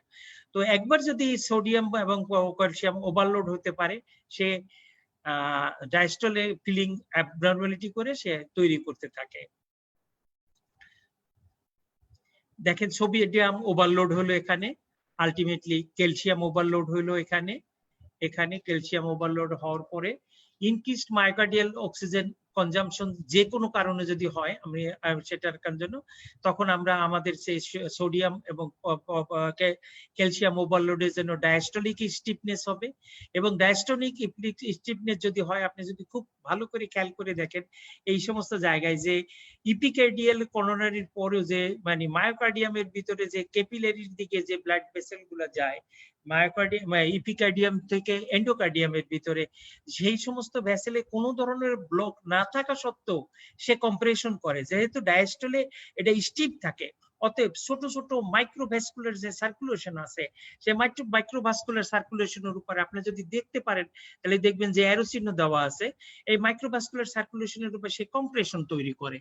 তো ব্লক না থেকেও ডায়াস্টোলিক স্টিফনেসের জন্য আপনার মানে ব্লক তৈরি হতে পারে। This is the molecular fundamental mechanism. আমরা আগে বলছি ইপিকার্ডিয়াল করোনারি আর্টারিতে ব্লক হলে আপনার সাপ্লাই ইম্পেয়ার্ড হবে। এখন এই সাপ্লাই ইম্পেয়ার্ড হলে এই সমস্ত মাইক্রোভাস্কুলার এতই ছোট, এখানে কোনো ধরনের ব্লক তৈরি না হলেও এটা ফাংশনাল ব্লক তৈরি করতে পারে। And that again that would leads to ischemia and angina, ultimately results in lactic acidosis, which may leads to ST segment depression, reduced contractility and again pain. So chest pain develop করবে এই lactic acidosis এর জন্য, এবং ECG তে change হবে এটার জন্য। এটা আমার পোস্ট গ্রাজুয়েট স্টুডেন্টদের জন্য স্যাররা বা অনেক সময় তাদেরকে বিব্রত করার জন্য তারা বলে যে ইসকেমিক ক্যাসকেড বলতে তুমি কি বুঝো, আপনি পাবেন না আপনার বইয়ের মধ্যে, এটা আমি একটা সায়েন্টিফিক ইসের থেকে আমি এটা মানে নিয়ে আসছি। ইসকেমিক ক্যাসকেড বলতে আসলে কি বুঝো বইয়ের মধ্যে যেহেতু নাই, এবং বিব্রত করার মতো অবস্থা যদি তৈরি করে, সেই ক্ষেত্রে আপনার বলতে হবে যে রোগীর যে symptom produce ECG change, molecular যে চেঞ্জ, এইটার যে একটা ধারাবাহিকতা, এটাই স্যার একটা ইসকেমিক ক্যাসকেড হিসাবে, মানে ইনিশিয়াল স্টেজ থেকে ইনিশিয়ালি আমার যদি পারফিউশন ডিফেক্ট থাকে, তার মানে হইতেছে আমার অক্সিজেন সাপ্লাই আমার সেলের ভিতরে কম আছে, সেখান থেকে আমার যেহেতু অক্সিজেন সাপ্লাই কম আছে, অতএব ডায়াস্টলে আমার এই পেশেন্টটা ডিসফাংশন থাকবে, ডায়াস্টলিক রিল্যাক্সেশন অ্যাবনর্মালিটি হবে ক্যালসিয়াম ওভারলোডের জন্য। এই ক্যালসিয়াম ওভারলোডের ডায়াস্টলিক ওভারলোড হলে আপনি সহজে জানেন যে ওয়াল স্ট্রেস বাড়বে, এবং একই সাথে সে মাইক্রো সার্কুলেশন যেটা আছে তার উপরে চাপ দিয়ে সে coronary perfusion coronary circulation hamper করবে। অতএব ল্যাকটিক আগের স্লাইডে যদি খেয়াল করে দেখেন যে ল্যাকটিক অ্যাসিডোসিস হয় এবং তখন তার এসটি চেঞ্জ আসে, এবং এসটি চেঞ্জ আসার পরেই তার কিন্তু অ্যাঞ্জাইনা হয়। এই perfusion defect, metabolic change, cardiac dysfunction, ECG change এবং অ্যাঞ্জাইনাল এই যে মানে সিকোয়েন্সটা, এইটাই হলো ইসকেমিক মানে ক্যাসকেডস। মেটাবলিক অ্যাবনর্মালিটিস থেকে শুরু হয় এবং আলটিমেটলি এটা regional wall motion abnormality, electrographic change এবং clinically it is detected by angina.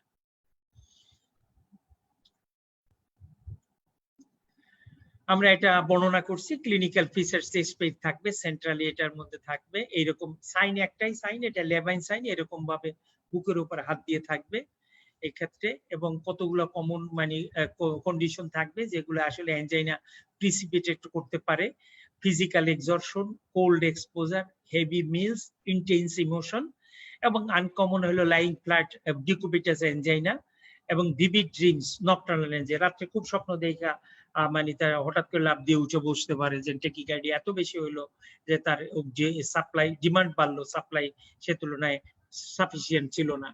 এবং লাইং ফ্লাইটে ডিকুবিটাস এনজাইনা মানে চাপ দিতে পারে অ্যাবডোমিনাল ভিসেরা উপরের দিকে, সেই ক্ষেত্রে এটা তৈরি করার পরে, যদিও এক্সাক্ট মেকানিজম ওইরকমই নাই, এবং এটা তৈরি হয় ডিকুবিটাস এনজাইনা, মানে ডিকুবিটাসের সাথে রিলেটেড। সেই জন্য আমরা সাধারণত মানে আমাদের স্যাররা যখন আমাদের পড়াইতেন তখন তারা বলতে এইভাবে, যদি তুমি ঝড়ের রাতে শীতের মধ্যে একটা পাহাড়ের উপরে উঠতে থাকো, ঠান্ডার ভিতরে ঝড় বৃষ্টি হচ্ছে, তাহলে তোমার মানে এনজাইনা হওয়ার সম্ভাবনা বাড়বে। দেখেন সবগুলোই এখানে আছে, কোল্ড এক্সপোজার, ফিজিক্যাল এক্সারশন, পাহাড়ের উপরে আপনি উঠতেছেন, রাতে খাবার দাবার ভালো খেয়ে গেলেন, আপনি দুশ্চিন্তাগ্রস্ত থাকলেন, অতএব এগুলো হলো প্রিসিপিটেটিং ফ্যাক্টর। এই সমস্ত ফ্যাক্টর গুলোকে অ্যাভয়েড করতে হবে। যদি আমি ফ্যাক্টর গুলো অ্যাভয়েড করতে পারি তাহলে আমারই হবে। আমি এখন 2 থেকে 3 তলা আমার উপরে উঠতে হবে, এইরকম যদি আমার 2 থেকে 3 তলা উপরে উঠতে হয়, তাহলে সেই ক্ষেত্রে আমার একটা প্রিকশন নিয়ে উঠতে হবে, যে 1 তলা বা 2 তলা ওঠার পরে আমি একটু রেস্ট নিলাম, তারপর আবার উঠলাম। অথবা আমার যদি জিটিএন ইউজ করারই থাকে, তাহলে আমি নাইট্রেট গ্লিসারিন স্প্রে দিয়ে তারপর উঠলাম উপরের দিকে। অতএব প্রিসিপিটেটিং ফ্যাক্টর গুলো অ্যাভয়েড করলে ভালো থাকা যাবে। লাইফকে তার লাইফস্টাইল চেঞ্জ করে তারপর চালাইতে হবে। ফিজিক্যাল এক্সামিনেশন ইউজুয়ালি আনরিমার্কেবল, এবং যে ইটিওলজির জন্য আমার এই চেস্ট পেইনটা হইতেছে আমি সেই পার্টিকুলারিটি পাইতে পারি। আসলে chronic stable angina, chronic coronary সিনড্রোমের নিজস্ব কোনো সাইন নেই। সাইন হচ্ছে আন্ডারলাইং কজের সাইন, ভালভুলার হার্ট ডিজিজের হতে পারে, আবার রিস্ক ফ্যাক্টর হাইপারটেনশন, ডায়াবেটিস থাকতে পারে, কার্ডিওমায়োপ্যাথি থাকলে লেফট ভেন্ট্রিকুলার ডিসফাংশন আপনি পাবেন, ক্যারোটিড ব্রুই পাইতে পারেন, এবং পেরিফেরাল ভাস্কুলার ডিজিজ, আমরা আগে ওয়াকার্ট সিএডি বলছি, সেই সমস্ত ক্ষেত্রে পাওয়া যেতে পারে। এবং অনেক ক্ষেত্রে আপনি ইটিওলজি খুঁজে পাবেন, দেখবেন এনিমিয়া, থাইরোটক্সিকোসিস, এগুলো আপনার মানে ভিতরে আপনার ডায়াগনোসিসের ভিতরে চলে আসবে। আপনি সারা বছর, আমার স্যার বলতেন, আমার মানে সদ্য তাহের স্যার, আমার তাহের স্যারের কথা এখনো মনে আছে। স্যার আমাকে 1984 সালে এই এনজাইনা পড়াইতেছিলেন। তখন সে বলতেছিলেন, দেখো তোমার কাছে রুগী গেলেই তুমি 2টা নাইট্রেট ট্যাবলেট লিখে দেওয়া, ঔষধ খাইতে দেওয়া দীর্ঘদিন, এইটাই কিন্তু আসলে এনজাইনার চিকিৎসা না। এনজাইনার চিকিৎসা হলে যে সমস্ত কারণে এনজাইনাটা হয় সেটা তোমার খুঁজে বের করা। সে যদি এনিমিয়া হয়, তুমি এনিমিয়া কারেক্ট করে দাও, ভালো হয়ে যাবে। যদি কোনো সিস্টেমিক ডিজিজের জন্য হয়, সেটা কারেক্ট করে দেওয়া, ভালো হয়ে যাবে। অতএব 2টো ঔষধ লেখা আর জিটিএন স্প্রে দেওয়াই মানে এনজাইনার চিকিৎসা না। অ্যাজ এ হোল পেশেন্টকে কমপ্লিট ইভ্যালুয়েশন করার পরে, আন্ডারলাইং ইটিওলজি ট্রিট করার পরেই আপনার সার্থকতা নির্ভর করবে ম্যানেজমেন্টের উপরে। এবং আপনি রিস্ক স্ট্রাটিফিকেশন করার জন্য যদি আপনি দেখেন যে কোন পেশেন্ট গুলো মানে রিস্ক বেশি থাকবে, যে সমস্ত পেশেন্টের এমআই হয়ে গেছে এবং পুয়ার ইম্পর্টেন্ট, বেশিক্ষণ হাঁটতে পারে না, 1-2 মিনিট হাঁটলেই তার হয় চেস্ট পেইন অথবা শর্টনেস অফ ব্রেথ ডেভেলপ করে, এবং ইসকেমিয়া এট লো ওয়ার্কআউট, অল্প হাঁটলেই তার মানে ইসিজি তে চেঞ্জ চলে আসে ইটিটির মধ্যে। লেফট মেইন অথবা ট্রিপল ভেসেল যদি ডিজিজ থাকে আগে থেকেই কারো, এবং পুয়ার এলবি ফাংশন, আমি আগেই বলছি যে পুয়ার এলবি ফাংশন মানে খুবই মানে খারাপ কন্ডিশন, কারণ তার এক্সারসাইজ ক্যাপাসিটি বা এগুলো থাকে না। লো রিস্ক কারদের থাকবে যদি গুড এলবি ফাংশন থাকে, সিঙ্গেল ভেসেল অথবা ডাবল ভেসেল ডিজিজ থাকে। ইসকেমিয়া আসে কিন্তু এটা হাই লেভেলে অথবা ভিভিএস এক্সারসাইজে, গুড এক্সারসাইজ এফোর্ট এবং প্রেডিক্টেবল এক্সারশনাল এনজাইনা। ওটা ঠিক উল্টা দিক থেকেই যদি যেগুলো থাকে সেগুলা মানে তার মানে লেস অথবা লো রিস্ক গ্রুপের ভিতরে থাকবে। আমরা যদি ইনভেস্টিগেশন করতে চাই তাহলে আমরা আসলে মানে স্টেবল এনজাইনা আপনি দেখছেন বাই ডেফিনিশন আপনি ডায়াগনোসিস করতে পারেন from history, is it very মানে straight forward diagnosis. Chest pain on exertion relieve by rest with typical character that is constrictive type chest in centre of the chest, back and jaw, arm, এইরকম যদি chest pain একটা থাকে তাহলে সেটা কিন্তু একদম clinically diagnosis করা যায়। আমি তাহলে ইসিজি করতে পারি, ইসিজি করলে আমি ম্যাক্সিমাম ক্ষেত্রে ইসিজি নরমাল থাকতে পারে, কিন্তু আমি আন্ডারলাইং পিভিএস ইও এভিডেন্সও পাইতে পারি যে যদি এমআই থাকে অথবা ভালভুলার হার্ট ডিজিজ থাকে, লেফট ভেন্ট্রিকুলার হাইপারট্রফি থাকতে পারে। তো আসলে ইসিজি যে কনভিন্সিং হবে সেরকম না। অনেক ক্ষেত্রে চেস্ট পেইন করার সময় যদি আমরা বলি যে রোগীকে ইসিজি করেন, তাহলে সেটা মানে একটা এই হতে পারে, কনভিন্সিং এভিডেন্স হতে পারে যে ইসকিমিয়ার সময় ইসিজি থাকতে পারে।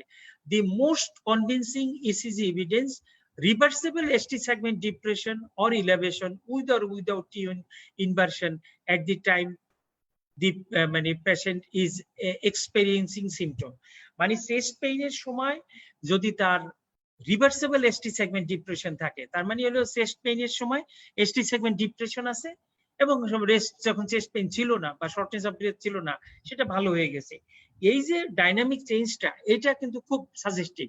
এর সাথে টি ওয়েভ অ্যাবনরমালিটি থাকুক বা না থাকুক, তো ইসিজি নরমাল থাকতে পারে, ইসিজি তে এমআই থাকতে পারে, LV function left ventricular hypertrophy থাকতে পারে এবং একটা ডাইনামিক চেঞ্জ থাকতে পারে ডিউরিং সিমটমস।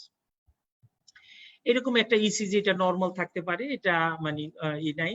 আর এরকম ভাবে যদি থাকে তাহলে এটা এসটি সেগমেন্ট ডিপ্রেশন হিসাবে রাখতে পারে, এটা সিগনিফিকেন্ট। আর যদি এইটা হলো এসটি সেগমেন্ট ডিপ্রেশন, এখানে প্রায় ধরুন 5 থেকে 7 মিলিমিটার এসটি সেগমেন্ট ডিপ্রেশন আছে। আর যদি আমরা এইভাবে দেখি এসটি সেগমেন্ট ডিপ্রেশন 1 মিলিমিটার হইলেই যথেষ্ট, এবং 80 second after the J point মানে এটা থেকে কাউন্ট করতে হয়। ST depression is an objective sign of reversible ischemia. Exercise ECG তে আমরা ST সেগমেন্ট ডিপ্রেশন পাবো এরকম, এবং যদি আমরা দেখি যে এইরকম ডাউন স্লোপিং ST সেগমেন্ট থাকে তাহলে সেটা মোর ডায়াগনস্টিক এবং সাজেস্টিভ, এবং যদি এটা আপস্লোপিং ST সেগমেন্ট থাকে সেটা মানে অত সাজেস্টিভ না। এবং এইটা যদি থাকে, সরি ডাউন স্লোপিং মানে এরকম যদি থাকে এটা ডাউন স্লোপিং বি, আর এটা মানে প্ল্যানার এসটি সেগমেন্ট, এটা horizontal ST segment depression.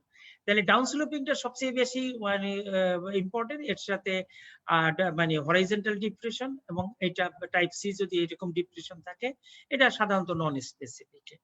Exercise tolerance test করলে এইরকম যদি চেঞ্জ আপনি পান ইসিজি তে এই B5, 6, 7 এরকম এসটি সেগমেন্ট যদি ডিপ্রেশন আসে তাহলে 1 মিলিমিটারের বেশি এসটি সেগমেন্ট ডিপ্রেশন আসে তাহলে সেটাকে আপনি পজিটিভ হিসাবে ধরবেন। আদার টেস্টের ভিতরে যে ক্ষেত্রে ইটিটি করতে পারবেন না, রোগীর পায়ে ব্যথা আছে অথবা বয়স্ক মানুষ, সেই ক্ষেত্রে তার পারফিউশন ইমেজিং ইফেক্ট করতে পারে, অথবা এমন একটা জিনিস হতে পারে এমআই আছে রোগীর, সেই রোগীর চেস্ট পেইন হইতেছে, তার এলভি ফাংশন কম আছে, এই রোগীর আমি পরবর্তীতে এনজিওগ্রাম করলে এনজিওগ্রামের লাভ আদৌ হবে কি হবে না, সেই জন্য আমরা মায়োকার্ডিয়াল পারফিউশন ইমেজিং করা যায়। এবং আসলে এটা আইডিয়াল, কারণ আমি একটা রোগীকে আমি এনজিওগ্রাম করে তার রিং অথবা বাইপাস করব, তার আদৌ ভায়াবল মায়োকার্ডিয়াম আছে কি নাই এটা আমার দেখা উচিত। আসলে আমরা এটা রুটিন প্রসিডিউর হিসাবে দেখতে পারি বঙ্গবন্ধু পিসমেতে এবং জাতীয় হৃদরোগ ইনস্টিটিউট সহ ঢাকার বেশ কয়েকটা ভালো ভালো সেন্টারে এই মায়োকার্ডিয়াল পারফিউশন ইমেজিং মানে হয়। এবং এই যে মানে ইমেজিংটা হয় এখন মায়োকার্ডিয়াল মডালিটি যে আরো বাড়ছে, এটা মানে কার্ডিয়াক এমআরআই আছে, তার দিয়ে পর্যন্ত আপনি মেটিকুলাসলি ডিটেক্ট করতে পারেন যে ভায়াবল মায়োকার্ডিয়াম আছে কিনা, এবং এই ক্ষেত্রে মানে এনজিওগ্রাম এনজিওপ্লাস্টি বাইপাস করলে লাভ হবে কিনা।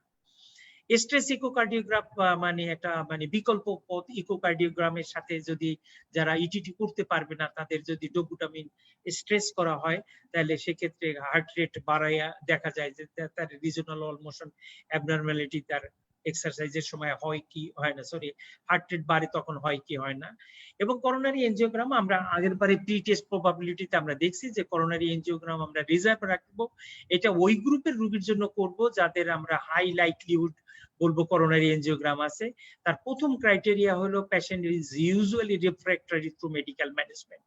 আমি সব ধরনের ঔষধ দিছি, আমরা যখন ট্রিটমেন্ট প্রটোকল বলবো তখন সেখানে বলবো যে আমরা triple therapy, nitrates, beta blocker, calcium channel blocker সবগুলো দেওয়ার পরও অপটিমাম ডোজে দেওয়ার পরও তার চেস্ট পেইন রিলিভ করতেছে না, তখন আমরা ফার্স্ট লাইন ড্রাগ থেকে সেকেন্ড লাইন যাব, সেকেন্ড লাইন ড্রাগ দেওয়ার পরেও যখন হবে না তখন আমরা তাকে একটা এনজিওগ্রাম করার জন্য বলবো। অতএব first line drug, second line drug optimum ডোজে দেওয়ার পরও যদি সিমটম পারসিস্ট করে তাহলে আমরা এনজিওগ্রামের কথা বিবেচনায় রাখবো। সেকেন্ড হলে যদি আমরা দেখি অবজেক্টিভ এভিডেন্স মানে ইটিটি যদি আমাদের পজিটিভ আসে, এক্সারসাইজ টলারেন্স টেস্ট যদি আপনার পজিটিভ আসে এবং এটা যদি হাই রিস্ক ক্যাটাগরি থাকে, মানে খুব প্রথম স্টেজের দিকেই পজিটিভ আসলো, পুয়ার এক্সারসাইজ টলারেন্স আসলো, সিগনিফিকেন্ট এসটিটিক সেগমেন্ট ডিপ্রেশন আসলো, এবং মেটাবলিক ইকুইভ্যালেন্ট রেটস কম থাকলো, কম মেটাবলিক ইকুইভ্যালেন্ট রেটস তার পজিটিভ আসলো, তার জন্য আমরা এটা করে নিল। এবং ইকোকার্ডিওগ্রামে যদি আমরা দেখি যে তার এলভি ডিসফাংশন আছে, ইজেকশন ফ্র্যাকশন 40 এর নিচে আছে, তাহলে কোনো ধরনের মানে রিস্ক স্ট্রাটিফিকেশন না করে তার সরাসরি আমরা এনজিওগ্রামে যাব। আমরা আগের বারে প্রি টেস্ট প্রবাবিলিটিতে আমরা ওখানে তাকে ওইভাবে দেখে নিয়েছিলাম, এবং এনজিওগ্রাম করলে এনজিওগ্রাম ডিকটেট করবে যে তার কি ধরনের আছে। সবকিছু করার পর দুইটা কথা আমরা একটু বলি যে angina with normal coronary arteries, আপনি তো এনজিওগ্রাম করলেন কিন্তু কোনো ব্লক পাইলেন না, তখন তো আপনি মানে যখন রেফার করবেন তো রুগী তো ফেরত এসে বলবে ডাক্তার সাহেব পাঠাইলেন তো এনজিওগ্রাম তো করে আসলাম, এনজিওগ্রাম তো আমার নরমাল, এখন আমার কি হবে? হ্যাঁ, অ্যাপ্রক্সিমেটলি 10% এর মতো এই রোগীর হতে পারে। 10% of the patient who report stable angina on effort will have angiography normal মানে coronary arteries. Most of these patients are women and a mechanism of symptom is often difficult to establish. এই ক্ষেত্রে আমরা যে আগের যে আমরা মানে কতগুলো কথা বলছিলাম যে মাইক্রোভাস্কুলার ডিসফাংশন অথবা ভ্যাসোস্পাজম, এই যে জিনিসগুলো এন্ডোথেলিয়াল ডিসফাংশন, প্লেটলেট এবং কোয়াগুলেশন ফ্যাক্টর ডিসফাংশন, এই সমস্ত পেশেন্ট মানে ফ্যাক্টর গুলো এই ক্ষেত্রে দায়ী থাকতে পারে। কারণ শুধুমাত্র করোনারি আর্টারির অ্যাথেরোস্ক্লেরোসিস ছাড়াও আদার্স যেগুলো মানে করোনারি আর্টারি ইসকিমিয়া মানে লিড করে, আপনারা দেখছেন ওখানে ইনফ্লামেশন থেকে শুরু করে বাকি যেগুলো ভ্যাসোস্পাজম, ডাইনামিক অবস্ট্রাকশন, এইগুলো আপনার কাজ মানে করতে পারে। এবং করোনারি আর্টারি স্পাজম, কিছুক্ষণ আগে বলতে পারছিলাম যে হঠাৎ করে করোনারি আর্টারি স্পাজম রোগী একদম টিপিক্যাল চেস্ট পেইন নিয়ে আসে, এসটি সেগমেন্ট ইলাভেশন নিয়ে আসে, আপনি রেডি হয়ে যান যে তার মনে হয় যে স্ট্রেপ্টোকাইনেস আপনি দিয়েই দিবেন, এবং হঠাৎ করে পড়ার কিছুক্ষণ পরেই দেখবেন যে না, তার করোনারি স্পাজম কমে গেছে, এসটি সেগমেন্ট ইলাভেশন কমে গেছে। এই এসটি সেগমেন্ট ইলাভেশন ছিল, এখন নাই। আপনার মানে চেম্বারে আসার আগে সে অন্য এক হাসপাতালে উপজেলায় করে নিয়ে আসছে, আপনার কাছে আসছে, আপনি করে দেখলেন যে এনজিও মানে এসটি সেগমেন্ট ইলেভেশন নরমাল হয়ে গেছে, রোগীর চেস্ট পেইনও কমে গেছে, এটা most likely coronary artery spasm. The vasospasm in coronary arteries may coexist with atheroma, especially in unstable angina. Less than 1% of cases, the vasospasm may occur without angiographic detected atheroma. Atheroma সাথেও থাকতে পারে, atheroma ছাড়াও হতে পারে। This is sometimes known as variant angina and may be accompanied by spontaneous and transient ST segment elevation on ECG. এটা প্রিজমেটাল angina বলি আমরা এটা এই ক্ষেত্রে। এবং সিনড্রোম এক্স একটা আরো একটা মানে জটিল এবং কঠিন এবং মানে খুব মজার একটা জিনিস। রোগীর আপনার চেস্ট পেইন থাকবে যেটা টিপিক্যাল অ্যাঞ্জাইনার মতো, আপনি ইটিটি করবেন, দেখবেন ইটিটি পজিটিভ আসছে, এনজিওগ্রাম করবেন, এনজিওগ্রাম নরমাল আসছে।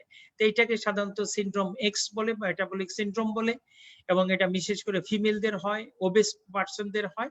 এই ক্ষেত্রে আপনার মানে চিকিৎসা একটু ডিফিকাল্ট হয়ে পড়ে, কারণ মানে করোনারি আর্টারিতে নরমাল, এবং এটাও মনে করা হয় যে মাইক্রোভাস্কুলার অ্যাঞ্জাইনা এগুলোর দায়ী। The constellation of typical angina on effort, objective evidence of myocardial ischemia on exercise test, মানে ETT positive, and angiographically normal coronary artery is sometimes known as the syndrome X. খুব মজার একটা জিনিস। And this disorder is poorly understood but carries a good prognosis and response treatment with anti-anginal therapy and with also reassurance. You will have to reassurance the patient যে আপনার যেহেতু রক্তনালী ভালো, আপনার সমস্যা হবে না। আপনার যেটা সমস্যা হয় মাঝে মাঝে এই মানে ডিসফাংশনের জন্য একটু সমস্যা হয়, আমরা এটা ঔষধপত্র দিয়ে দিতেছি, আপনার এটা খাইলে ভালো হয়ে যাবে। তো আমি আজকে এ পর্যন্ত মানে শেষ করতে চাই। আমরা প্রথম দিক থেকে আমরা অ্যাঞ্জাইনা এবং নতুন যে মানে ক্রনিক করোনারি সিনড্রোমের একটা ক্লাস্টার মানে অ্যাঞ্জাইনা হিসাবে স্টেবল অ্যাঞ্জাইনার সাথে ভ্যাসোস্পাস্টিক অ্যাঞ্জাইনা এবং অ্যাসিম্পটোমেটিক অ্যাঞ্জাইনা, এগুলোর সবগুলোর একত্রে বর্ণনা করার জন্য ক্রনিক করোনারি সিনড্রোম হিসাবে বর্ণনা করছে। এর ভিতরে মেজর পোর্শন হলো স্টেবল করোনারি আর্টারি ডিজিজ। সেই জন্য স্টেবল করোনারি আর্টারি ডিজিজ হলো মোস্টলি চেস্ট পেইন নরমালি থাকে না, এক্সরশনের সময় আসে এবং এটা মানে রেস্ট নিলে কমে যায়। এবং এর মানে মোটামুটি ভাবে মেডিকেল মানে ম্যানেজমেন্টের অ্যাসপেক্ট আমরা আসি নাই।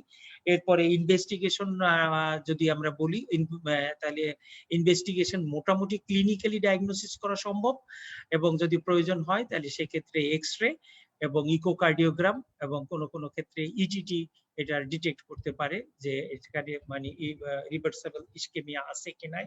এবং ইন ডিফিকাল্ট সিচুয়েশনে যে ক্ষেত্রে আপনার ডিসিশন নিতে হবে যে আমি এনজিওগ্রাম বা এনজিওপ্লাস্টি বাইপাস এগুলো করব কি করব না, সেক্ষেত্রে মায়োকার্ডিয়াল রিভার্স ভায়াবিলিটি আপনার দেখে নেওয়া উচিত।